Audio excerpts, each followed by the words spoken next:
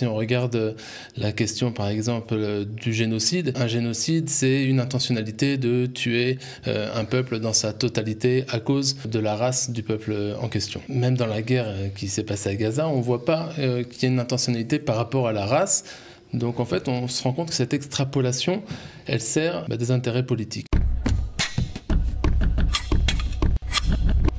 Il s'appelle Michael Nabé, il est sociologue, il a décidé de s'attaquer à la rhétorique utilisée par nos ennemis sur les réseaux, dans différents médias. Grâce à son projet Human Face et sa page LinkedIn, il essaye lui aussi d'apporter sa pierre à l'édifice. Michael Nabé, bonjour et bienvenue. Bonjour, merci. Alors, lutter contre la rhétorique, c'est pas évident, ça semble très large. Comment on s'y prend ? On regarde la rhétorique, comment est-ce qu'elle se construit, comment est-ce que l'antisémitisme se construit. Parce qu'on sait tous que l'antisémitisme a mué depuis les années 90, où on avait un antisémitisme d'extrême droite jusqu'à aujourd'hui. Et donc, en fait, dans cette mutation-là, c'est intéressant de voir qu'est-ce qui est constitutif aujourd'hui de l'antisémitisme nouveau, et on voit que ça repose sur des éléments de rhétorique. Alors, notamment, on a des figures de juifs qui sont des figures nouvelles, où maintenant les juifs sont devenus des assassins. C'était pas forcément le cas il y a 30 ans.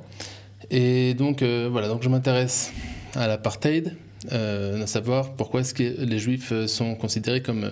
les Israéliens. Les Israéliens, plus précisément, sont considérés comme un peuple, on va dire, apartheidiste, génocidaire. Donc voilà, ce sont des questions qui circulent et qui sont utilisées par ceux qui veulent attaquer Israël, avec une certaine redondance, et ils arrivent à stigmatiser les juifs de cette manière-là. Donc c'est intéressant de voir comment est-ce qu'ils arrivent à mettre en place ces rhétoriques-là, et comment est-ce que nous, on peut essayer de parer et de leur montrer que ce qu'ils disent, c'est faux, et que c'est construit sur du vent. Alors quoi, il faut reprendre les définitions, c'est ça ce que vous faites sur votre page LinkedIn, Human Face ? Je pense que c'est intéressant, effectivement, de s'intéresser aux définitions des termes qui sont employés, puisque, en fait, les choses sont extrapolées. Si on regarde la question, par exemple, du génocide, un génocide, c'est une intentionnalité de tuer un peuple dans sa totalité à cause de la race du peuple en question. Même dans la guerre qui s'est passée à Gaza, on ne voit pas qu'il y ait une intentionnalité par rapport à la race. Donc en fait, on se rend compte que cette extrapolation, elle sert des intérêts politiques.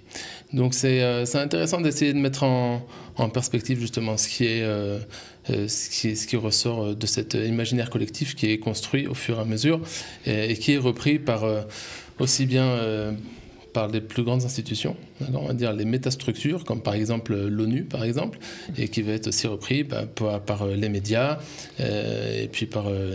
Alors justement, comment on lutte contre ça ? Est-ce qu'on doit publier des posts ? Parce qu'on a l'impression qu'une fois que ces mots-là, que ce langage-là a été utilisé, que c'est trop tard, que ça part comme une traînée de poudre et qu'on ne peut plus rien faire. Israël a beaucoup mis de côté ces problématiques-là. Je crois qu'ils se sont focalisés beaucoup sur la question militaire ces dernières années.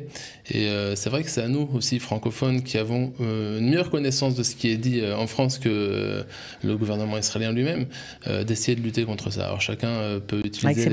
Avec ses moyens. Chacun peut utiliser ce qu'il a pour le faire.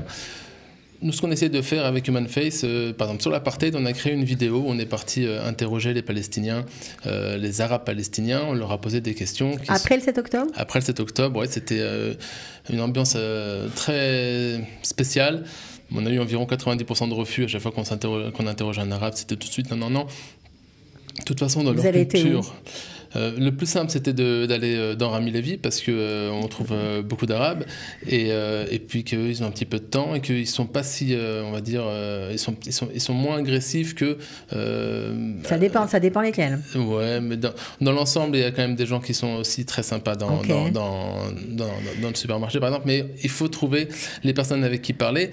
Il y a beaucoup de refus. Alors, par exemple, si on leur pose des questions, savoir quels sont leurs revenus et qu'on leur demande leurs revenus par rapport à un Israélien. Et qu'on voit que l'arabe en question nous répond j'ai le même revenu qu'un Israélien, qu'est-ce que tu me cherches comme problème. Tu te rends compte que finalement la question de l'apartheid, en tout cas du point de vue économique, elle repose sur du mensonge. Si on leur pose la question par rapport au mur de séparation entre leur village et leur lieu de travail en Israël, et qu'on se rend compte que finalement ils vivent très bien le fait d'être fouillés à l'entrée, eux-mêmes le disent que c'est une nécessité. Pareil, on va démystifier. Donc on doit essayer de s'attacher à démystifier et puis à publier et à diffuser un maximum. C'est quelque chose d'absolument nécessaire, parce que si on ne le fait pas, comme vous dites, les mensonges, ils vont grignoter au fur et à mesure, ils vont coloniser les esprits, puisqu'ils aiment bien ce terme-là. Et puis, on va arriver dans des situations où, comme Amsterdam, des Israéliens vont être poursuivis en pleine ville. Et donc, voilà, pour pas qu'on arrive à des situations aussi difficile, je pense que c'est à nous de diffuser la vérité, celle qu'on connaît, celle du terrain, et d'éviter de rentrer dans des débats avec les gens sur les réseaux, savoir qui était là le premier, qui c'est qui a raison, et qui c'est... Non, simplement ramenons le terrain, et si possible des faits, et si possible de la bouche même des Palestiniens, puisque en fait c'est eux qui peuvent témoigner, c'est eux qui peuvent dire la vérité en fait. Alors comment ces thématiques émergent? Est-ce que vous avez un peu cherché à savoir comment ça naît? Ouais. Bon, de ce qu'on peut voir, en tout cas sur cette guerre-là, si on coupe au 7 octobre, on a bien l'impression que c'est l'ONU qui est en guerre avec Benjamin Netanyahou depuis des années maintenant, puisque Netanyahou a toujours essayé de sonner l'ONU, de les réveiller pour leur dire, regardez, l'Iran va nous attaquer, on est dans une situation avec des terroristes qui nous entourent et on ne peut pas sortir de cette situation-là. Et l'ONU a toujours fermé, on va dire, les clés d'une communication avec Netanyahou. Et donc, ils sont tête contre tête, et on s'est rendu compte après le 7 octobre qu'ils ont commencé à lancer des idées sur des possibles questions de famine, sur des possibles questions de génocide. Et avant de diffuser, parce que c'était gros de parler de génocide, même si c'est vrai que la Cour internationale de justice a réussi à accuser Netanyahou de ça, mais la Cour internationale de justice, c'est lié aussi à l'ONU, donc c'est les mêmes idéologies, c'est les mêmes intérêts. La crédibilité de ces accusations-là peut être mise en question.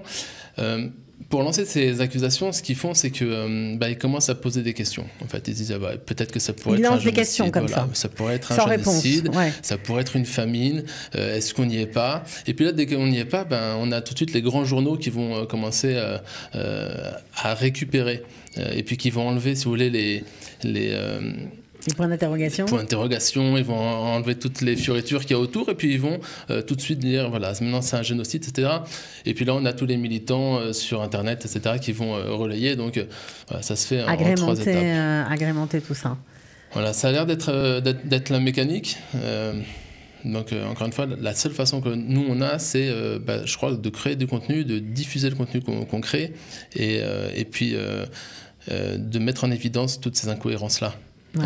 Donc ça c'est ce que vous vous attachez à faire, donc avec Human Face. Vous avez aussi une page YouTube, on peut vous suivre, et bien sûr vous êtes très actif sur LinkedIn. Donc Michael Nabé, en tout cas merci d'avoir été avec nous aujourd'hui pour nous parler un peu de ce qui vous touche en tant que sociologue et puis aussi en tant qu'être humain, en tant que juif évidemment. Donc les mensonges, ça ne vous plaît pas, ça c'est ça, et vous luttez contre ça. Merci d'avoir été avec nous. Merci à vous. À bientôt. Au revoir.